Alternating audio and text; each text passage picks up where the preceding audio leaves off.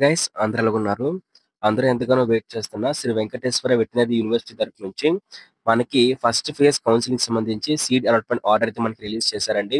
Official website లో మనకి link అయితే యాక్టివేట్ చేశారనమాట. సీట్ అలాట్మెంట్ ఆర్డర్ అనేది డౌన్లోడ్ చేసుకోవడానికి అయితే మాత్రం అయితే ఇక్కడ మనకి కిందకి వెళ్ళినట్లయితే ఇక్కడ మనకి ఏదైతే మనకి ఫామ్ సెక్షన్ ఉంటుందో ఫామ్ సెక్షన్ లో మనకి కిందకి కానీ వెళ్ళినట్లయితే ఇక్కడ కనిపిస్తుంది కదా ఆన్లైన్ ఫేజ్ 1 అలాట్మెంట్ అని చెప్పేసి first phase online seat allotment order అని చెప్పేసి ఆ రెడ్ కలర్ కనిపిస్తుంది కదా, దాన్ని క్లిక్ అయితే చేయండి. సో దాన్ని క్లిక్ చేస్తే మీకు ఇంటర్ఫేస్ అయితే ఈ విధంగా ఓపెన్ అయితే అవుతుంది అనమాట. ఇక్కడ ఎవరైతే అప్లికేషన్ ఫామ్ సబ్మిట్ చేసి వెరిఫికేషన్ పూర్తి చేసుకుని వెబ్ ఆప్షన్ పెట్టారో వాళ్ళకి సంబంధించి ఏపీఎస్సెట్ హాల్ టికెట్ నెంబర్ అయితే ఎంటర్ చేయండి. దాంతో పాటు మీ డేట్ ఆఫ్ బర్త్ అయితే ఎంటర్ చేసి సబ్మిట్ క్లిక్ చేయండి. వన్స్ మీరు సబ్మిట్ క్లిక్ చేసిన తర్వాత మీకు సంబంధించి అలాట్మెంట్ ఆర్డర్ అయితే మీకు డౌన్లోడ్ అయితే అవుతుంది అనమాట. ఏదైతే మీ రిజిస్టర్డ్ మొబైల్ నెంబర్ ఉంటుందో మీ రిజిస్టర్డ్ మొబైల్ నెంబర్కి ఓటీపీ అయితే వెళ్తుంది. ఆ ఓటీపీని మీరు ఎంటర్ చేసినట్లయితే మీకు సంబంధించి అలాట్మెంట్ ఆర్డర్ అయితే డౌన్లోడ్ అయితే అవుతుంది అనమాట. సో వన్స్ మీకు అలాట్మెంట్ ఆర్డర్ అయితే మీరు డౌన్లోడ్ చేసుకున్న తర్వాత మీరు రిపోర్టింగ్ అయితే చేయాలన్నమాట. సో ఇక్కడ మనం చూసుకున్నట్లయితే రిపోర్టింగ్ సంబంధించి మనకి డేట్స్ ప్రొవైడ్ చేశారండి. సో ఇక్కడ చూస్తున్నారు కదా, రిపోర్టింగ్ సంబంధించి మనకి 19th నుంచి కూడా అంటే ఎల్లుండి నుంచి ఎల్లుండు 19th 20th దాంతో పాటు 22nd అనమాట. సో మీరు ఆ 3 రోజులు అయితే అంటే 21st లేదు, 21st లేకుండా 19th 20th 22nd ఈ 3 రోజులు కూడా మీరు కాలేజ్కి అయితే వెళ్ళి మీరు రిపోర్టింగ్ అయితే చేయొచ్చు. మీరు కాలేజ్కి అయితే రిపోర్టింగ్ చేసేటప్పుడు మీరు మార్నింగ్ 10 AM నుంచి కూడా ఆఫ్టర్నూన్ మనకి 4 PM వరకు కూడా మీరు అయితే రిపోర్టింగ్ అయితే చేయొచ్చండి. కాలేజ్కి అయితే వెళ్ళి మీరు రిపోర్టింగ్ అయితే చేయొచ్చు. మీకు ఏ కాలేజ్ సీట్ వచ్చిందని చెప్పేసి ఆ కాలేజ్కి అయితే వెళ్ళి మీరు రిపోర్టింగ్ చేయొచ్చండి. అయితే మీరు రిపోర్టింగ్ చేస్తున్నప్పుడు మీ దగ్గర ఉండాల్సిన అమౌంట్ అయితే ఇదనమాట. సో ఈ అమౌంట్ అయితే మాత్రం మీరు పట్టుకొని అయితే వెళ్ళాలన్నమాట.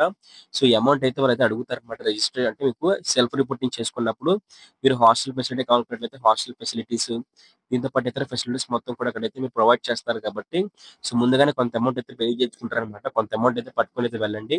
సో దీంతో పాటు ఎవరైతే రేపు సీట్ వచ్చి అలాట్మెంట్ ఆర్డర్ డౌన్లోడ్ చేసుకొని రిపోర్టింగ్కి వెళ్తారో వాళ్ళ దగ్గర ఉండాల్సిన డాక్యుమెంట్స్ అయితే ఇవ్వనమాట. సో మీ అలాట్మెంట్ ఆర్డర్ అయితే కంపల్సరీ ఉండాలన్నమాట. మీ అలాట్మెంట్ ఆర్డర్ అయితే కంపల్సరీ తీసుకెళ్ళి ఒక ప్రింట్అవుట్ తీసుకోండి. ఒక 3-4 జెరాక్స్లు తీసుకోండి అలాట్మెంట్ ఆర్డర్ అయితే మాత్రం. సో దాని తర్వాత ఏం చేస్తారంటే మీకు సంబంధించి పాస్ సర్టిఫికేట్ అన్నమాట. సో ఇంటర్మీడియట్ మీరు పాస్ అయినట్టు సర్టిఫికేట్ అండి. మీకు ఏపీఎస్సి సంబంధించి హాల్ టికెట్, ర్యాంక్ కార్డ్ అయితే తీసుకెళ్ళండి.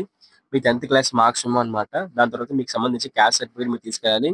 దాంతో పాటు మీకు సంబంధించి ఏదైతే ప్రిస్క్రైబ్డ్ సంబంధించి ఏదైతే ఈడబ్ల్యూఎస్ ఉంటే ఈడబ్ల్యూఎస్ సర్టిఫికేట్ తీసుకెళ్ళాలన్నమాట.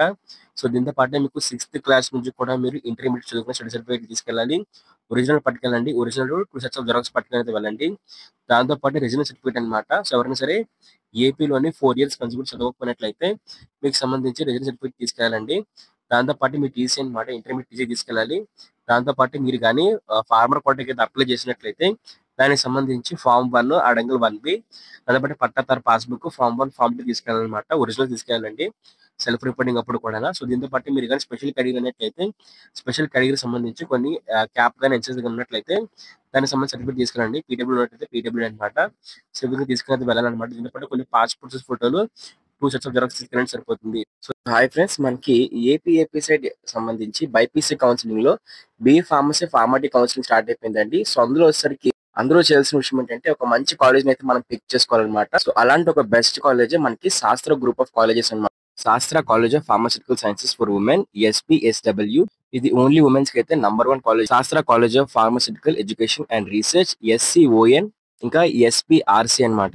ఈ 2 కాలేజెస్ అయితే మనకి కో ఎడ్యుకేషన్ కోసం అయితే ఉన్నాయండి. మీకు మొత్తం hostel fees, mess fees, tuition fees అన్ని కలుపుకొని మనకి 20,000 కి అయితే ఇవ్వబోతున్నారు అనమాట. చాలా తక్కువ ప్రైస్ అండి ఇదైతే మాత్రం. సో దీంతో పాటు బిఎస్ నర్సింగ్ ఇంకా బీపీటీకి సంబంధించి కూడా మనకి కాలేజెస్ అయితే ఉన్నాయండి. దీంతో పాటు మీకు ఇతర కౌన్సిలింగ్ సంబంధించి ఎలాంటి డౌట్స్ కలిసి కొంచెం రిప్లై తీస్తుందన్నమాట. సో వెటనరీ కౌన్సిలింగ్ సంబంధించి మనకి సెకండ్ ఫేజ్ ఉండబోతుందండి. సెకండ్ ఫేజ్ అనేది మనకి 24th నుంచి స్టార్ట్ అవబోతుంది అనమాట. 24th నుంచి అయితే మనకి ఆన్లైన్ లో సెకండ్ ఫేజ్ లో ఎవరైతే రిజిస్ట్రేషన్ చేసుకున్నారో అంటే ఫస్ట్ ఫేజ్ లో రిజిస్ట్రేషన్ చేసుకున్న వాళ్ళకి మాత్రమే వస్తుంది తప్పిస్తే మళ్ళీ సెకండ్ ఫేజ్ లో రిజిస్ట్రేషన్స్ అయితే ఉండవు. కాబట్టి ఫస్ట్ ఫేజ్ లో అయితే రిజిస్ట్రేషన్ చేసుకున్నారో వాళ్ళైతే ఖచ్చితంగా జాయిన్ అయితే అవ్వచ్చు అనమాట. సెకండ్ ఫేజ్ లో కూడా మీరు వెబ్ ఆప్షన్ పెట్టి జాయిన్ అయితే అవ్వచ్చు అనమాట. డౌట్స్ కామెంట్ రిప్లై తీసుకుంటాను. దీంతో పాటు టెలిగ్రామ్ ఛానల్, వాట్సాప్ ఛానల్ ఖచ్చితంగా జాయిన్ అయితే అయిపోండి.